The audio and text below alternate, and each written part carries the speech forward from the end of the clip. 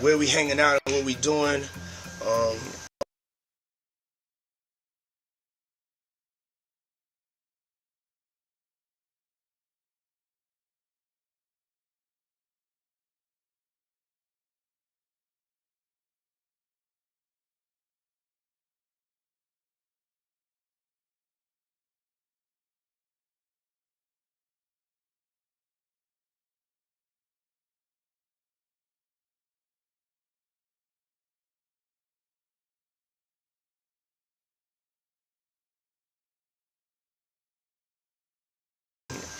we can't really disclose.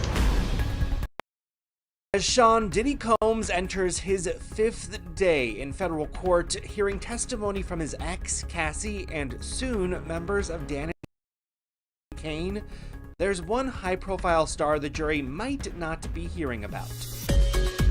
Justin Bieber, breaking his silence on the ordeal after months of speculation over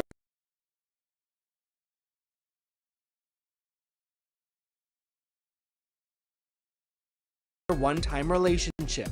His rep telling ET, although Justin is not among Sean Combs' victims, there are individuals who were genuinely harmed by him. Shifting focus away from this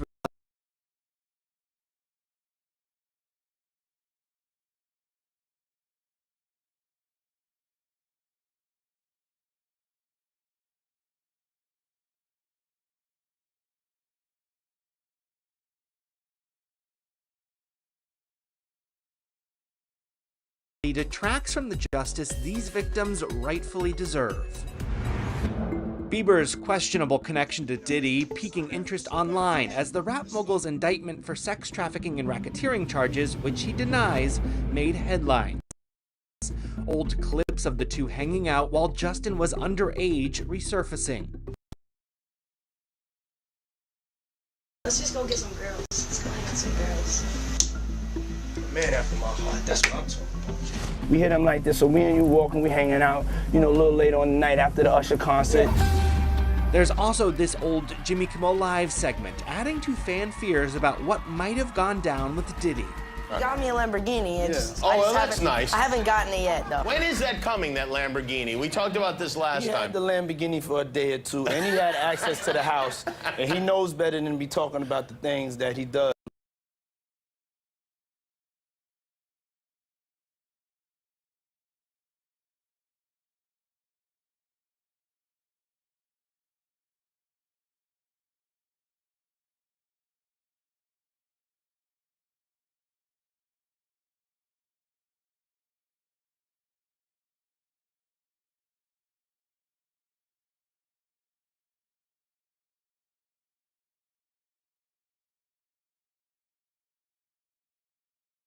Big Brother Puff on national television. Oh, apparently not. Everything ain't for everybody. This all comes as Bieber's followers are worried for him, the singer's erratic social media posts causing concern week after week, the Beliebers asking if what he's seen behind the scenes of the industry led him to this point.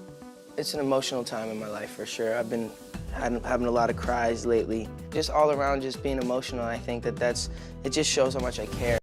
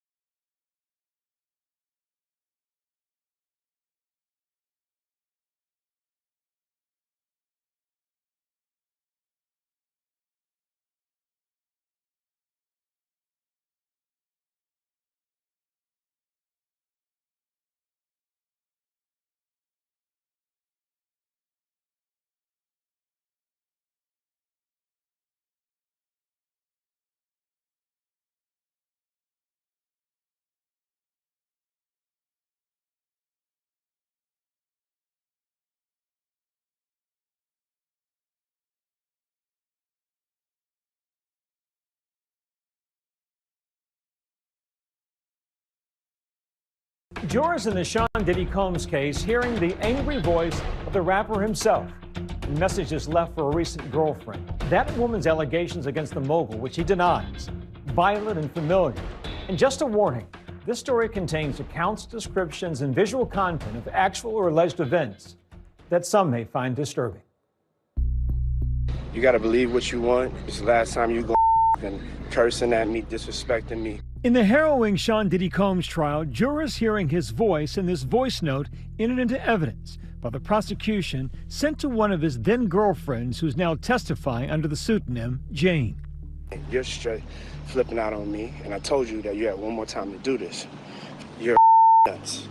So be sad, go crazy, do whatever you want to do, okay? I don't deserve your. Prosecutors saying the voice notes show Combs' response when Jane raised concerns about how he treated other women while she was participating in their drug and sex-fueled evenings they called debauchery or hotel nights. Over several days on the stand, Jane has tearfully described her tumultuous 3-year relationship with Combs, which began in 2021 and ended when he got arrested in 2024, sometimes going into graphic detail. These nights with male prostitutes while Sean Combs was watching her have sex, in some cases repeatedly, 3 or 4 times in one night.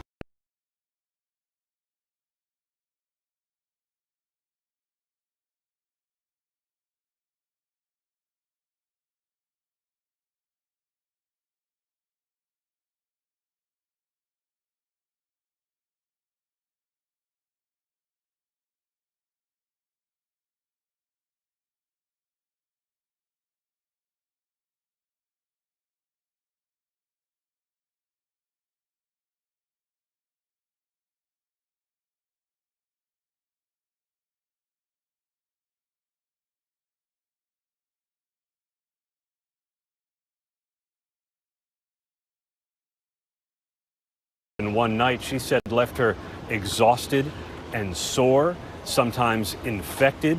One time she vomited, and she said she was made to have sex yet again, but she said she was never able to fully recover. It left her feeling repulsed.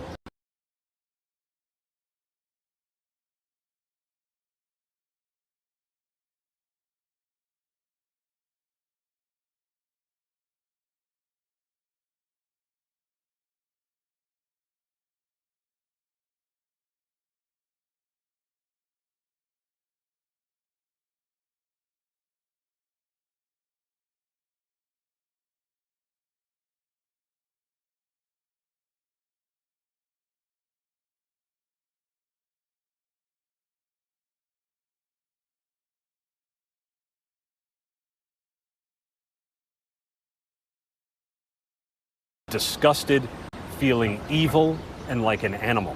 But acknowledging Combs is still paying her legal fees and her $10,000 a month rent. The defense sought to question Jane about what she got out of her relationship with Sean Combs, highlighting her big house, highlighting that he invested $20,000 in her line of dresses and swimwear and how she's profited from those businesses. Combs is facing federal sex trafficking, prostitution, and racketeering charges. He's pleaded not guilty to all the charges and has said all the sex was consensual. The way the defense frames it is that this case is about love, jealousy, infidelity, and money. That the individuals we're going to see in this case were all willing participants, grown adults who knew what they were doing. These were isolated incidences of domestic abuse and not force or fraud or coercion to traffic these alleged victims. Now in his 5th week of testimony, the Combs trial has only become more explosive. Diddy was once at the pinnacle of the music industry and pop culture, with hits going back decades like I'll Be Missing You. Give anything to hear half your breath. I know you're still living your life after death. But cracks in Combs' glamorous mogul persona began when his ex-girlfriend Cassie Ventura filed a civil lawsuit against him in 2023, which was settled the next day for $20 million without admitting wrongdoing. Then, 6 months later, this graphic, abusive video from a hotel surveillance camera leaked to CNN. The details in that civil lawsuit and that abusive video leading to the federal investigation, his arrest, and now his ongoing trial. Cassie Ventura's lawsuit was a spark to start this all. When Cassie filed her suit against Combs in November 2023, Jane testified that the details were eerily similar to what she experienced, saying in court, "I almost fainted. In fact, I think I did." She realized it wasn't just her. The same thing had happened with Cassie Ventura. Jane said she texted Combs 3 days after the lawsuit came out, telling him, "I've been crying for 3 days and under stress from reading all of this. I keep having nightmares about forced nights and all the times I felt like I couldn't say no. I feel like I'm reading my own sexual trauma." Jane also testifying she was with Combs in Miami when that hotel surveillance video of him attacking Ventura first made headlines. "I remember we were sleeping and one of his sons knocked on the door and said that something happened. I went downstairs and I could see that everybody was speaking amongst each other." And my bad about that. I apologize. I had a phone call come in, so that messed up the video. I apologize about that. Continue the video. "And I sat down. I went on my phone, and then I saw the video." Jane said Combs showed her a draft of the apology he later posted on Instagram. I'm so sorry. But I'm committed to be a better man each and every day. She said she was disappointed in Combs' Instagram message. "I didn't feel it was genuine."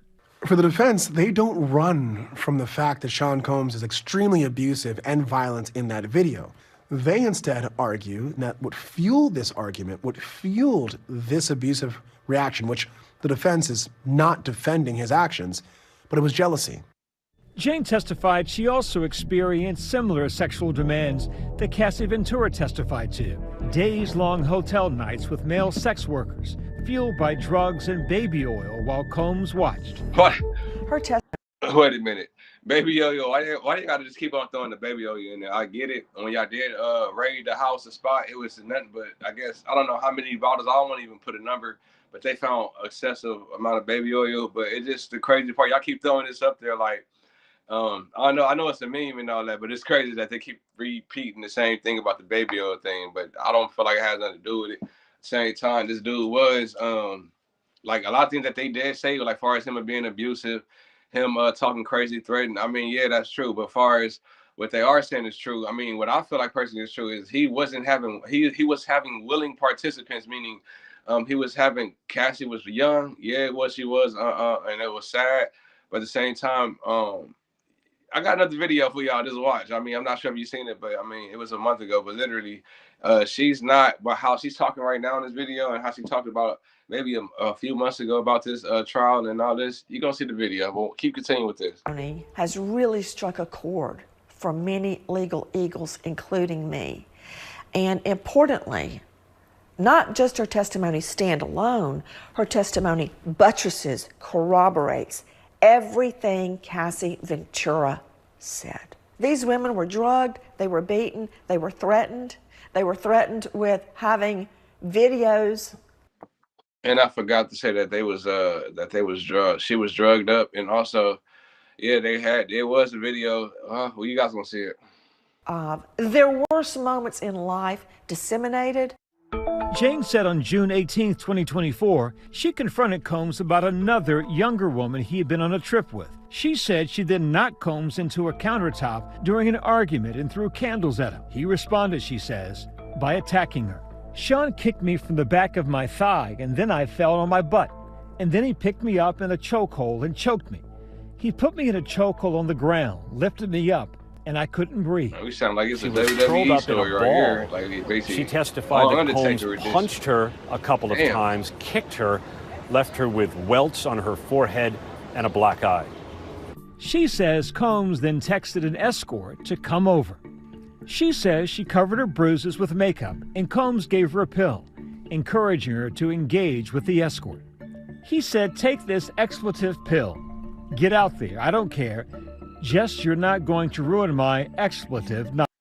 Oh, that's crazy. So for him to return the favor, he basically told her to go back out there, go give her some pills, go get it popping, go cover that eye up. Now, I mean, that's what they saying in the jury, man. This is crazy, bro. That's true. Jane says she pushed back on Combs, telling him she didn't want to. If she stopped participating in hotel nights, she told the jury, she feared that Sean would take the house away. The jury hearing this voice note from Combs that Jane said she took as a threat. Hey, I really don't know what's going on with you, but I just want to just give you a heads up that I'm about to really disappear on you. Not laughing at the trial. Why would Diddy call? When Diddy hit her up, he like, hey, I don't know what's popping. Basically, I don't know what's going on with you, but you need to get it together, basically. That's what it sounded like he finna call. Like he was just frustrated, like, like had that little side, like he wild, bro. You feel me?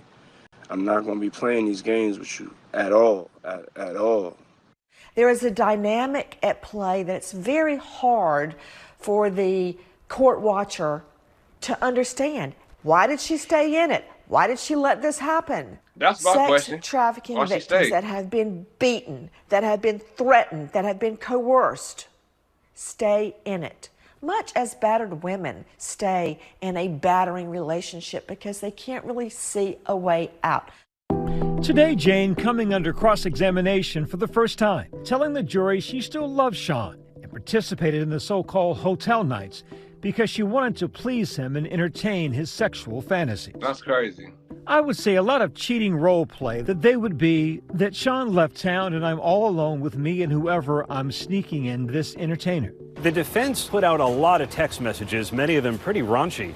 And there's Jane initiating contact with the male escorts. And the idea, I think, was to show that Jane was a willing, maybe even an eager participant, different from the way she portrayed it during her direct examination.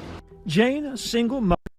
Yeah, with some of these people coming on here and that's trying to put a case against him, the ones that honestly was doing things for him. I mean, honestly, it didn't seem like they was more so out of it. It seemed like they was more so willing to be nervous that he'll take the money away, the houses, the fame, or I mean, paying the bills, stuff like that. It didn't seem like they was concerned about getting out the game. I feel like the only reason why they was concerned about getting out the game is because they, as far as the recordings, the threats, and all that, or him beating them up. But as far as the money, it seemed like they was loving the money, which is crazy. Says their hotel nights prevented her from working, and that Combs offered to cover her rent in part to stop using hotels. We had just done so many hotels and privacy was starting to become just an issue for me, that we could just start at least doing them here in the privacy of our own home. The defense sought a mistrial based on the testimony of a friend of Cassie Ventura's. The judge today denied the defense's second request for a mistrial.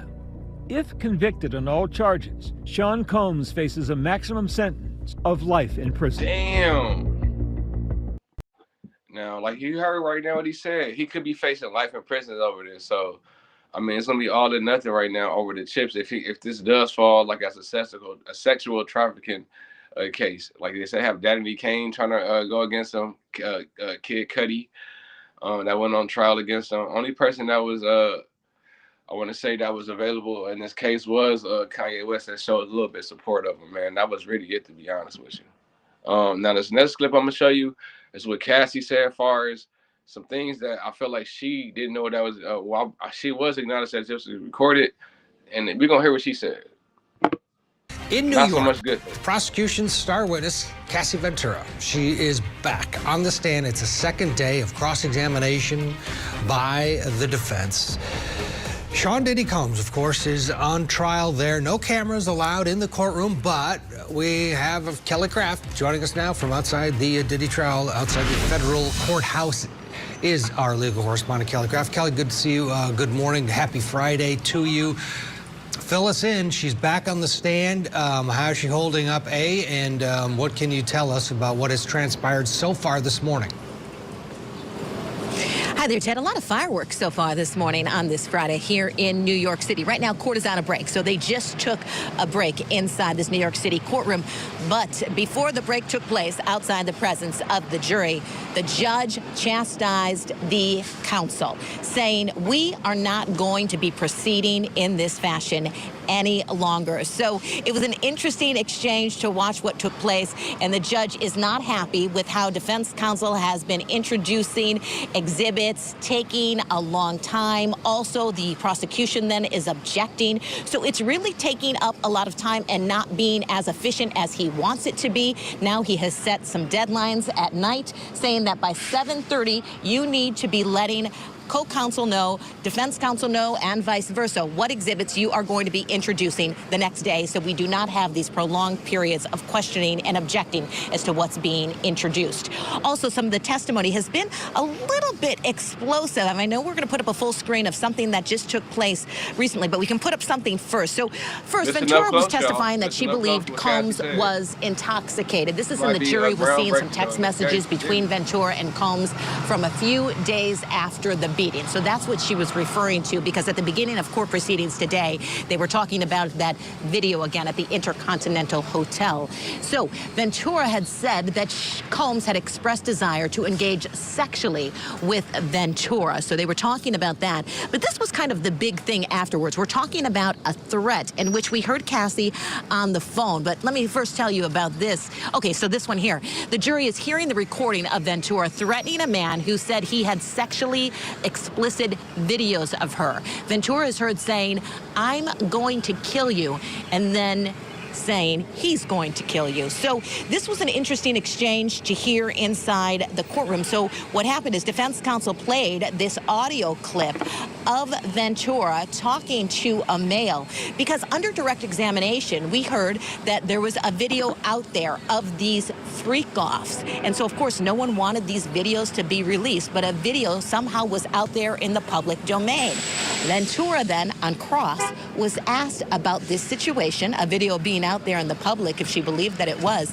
And then they played this audio of her threatening a man, saying exactly what I had up there on the screen about she is going to kill him if she doesn't let her know where this is, saying, "I've never killed anyone before." So defense counsel continuing, Ted, to put out there, not only was she... Wow. Now, by Cassie just putting that out there, as far as because somebody had a tape about her, this is the person that she said, quote unquote, said if they had to take maybe one of the male escorts, and maybe threatened her and said that they had a tape of her. And I don't know whom she's speaking of. You feel me, John Doe, of another person helping her kill someone. But it's like, this is all on record. Now, does she like a bad person? Yeah. Now, is it because she's trying to cover something up? No. I mean, maybe she's trying to, as far as her image, of course, she's trying to cover her image to the world and not get it put out there. So, do I feel like she's a bad person for that by threatening them? No, I just feel like it was threats. Everybody just have threats. But does this help Diddy's case? I don't know. I don't know how to feel about that. Was she a consenting, strong adult participating in these freak-offs? Now showing a side of Cassie Ventura in which she was threatening people as well. So that they were together in all of this. And one would presume that this male was the person that they thought was in possession of this video. Is that what I'm getting from it? That this video that might be out there and this person is in possession, or at least they thought that this individual was. How is she holding up now? You know, we've heard that her due date is possibly this weekend. This is arduous for any human being to be exposed to the witness stand for multiple days, and she's 8.5 months plus pregnant. How is she doing? Ted, she's holding up pretty well. In her responses, she is polite. She's inquisitive at times in regard to what the questions are being asked, making sure she understands them correctly. Very soft-spoken, not tons of inflection in her voice, but she has been holding up pretty well, to say the... Yeah, man. So basically, that was already the video basically of Cassie. You know, they pleading against Diddy, but also they're not looking too good in the light as well, like they said, as far as her threatening. But now with the threat, it comes with different lights because in different heights. I feel like more so, does it make her look bad in the court? Maybe, but does it help Diddy case? I don't know, and I don't really think it do. The reason why I don't think it do is because they're still fighting off the thing. The main thing they talking about is he's going down because of basically this RICO, mainly him sex trafficking, meaning like flights, hotel rooms, male trafficking, sexual trafficking. Meaning, or was they forced or was they willing? This is what it's really coming down to. But yeah, man, like, comment, subscribe, man, down below. Definitely let me know your thoughts on it and what you guys think about it. Is it free Diddy, man? What's going on? How y'all feeling about it, man? What y'all feel about it? Like, comment, subscribe. This your boy Kelsbro from Got It Out the Mud. And we gone.